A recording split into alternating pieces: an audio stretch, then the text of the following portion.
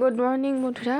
এটা ছিল সরস্বতী পুজোর দিন সকাল সকাল আমি বেরিয়ে পড়েছি। এখন বাজে প্রায় 6:58। আমি বেরিয়ে পড়েছি স্নান টান করে পুজোর জন্য। আমাদের বাড়িতে পুজো হয় না সরস্বতী পুজোটা। আমি যাচ্ছি হচ্ছে জ্যাঠাইয়ের বাড়ি। আমার এখান থেকে 7-8 মিনিট লাগে হেঁটে।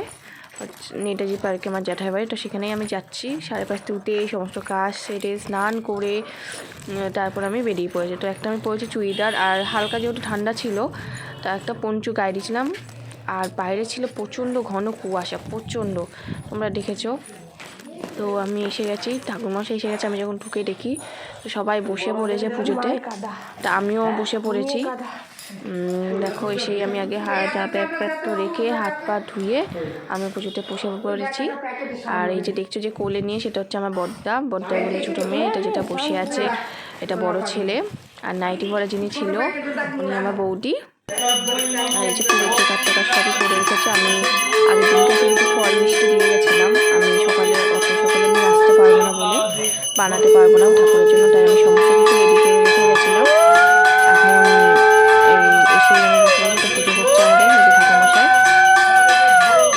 ইনি আমার বড় মা।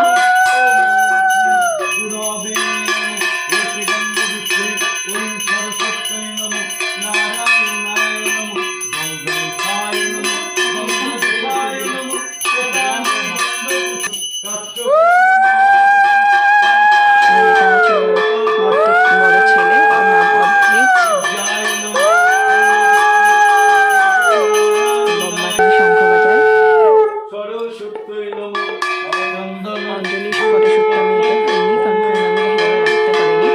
পুজো টুজো দিয়ে অঞ্জলি দিয়ে বৌদি আমার জন্য ছোলার ডাল আর লুচি করেছিল, সেটা খেয়ে আমার বয়ের জন্য দিয়ে দেয়। আমি সেটা নিয়ে বাড়ি চলে এসে যে আমার ছোট্ট পুচি মা।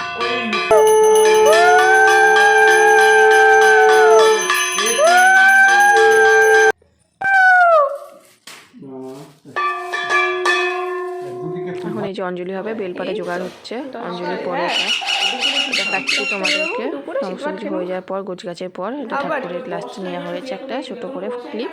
ঘুরবো না, এখন চাল কলা চিড়ে ভোগ সব মাখবো। এই চলো চলো তাহলে বন্ধুরা, টাটা।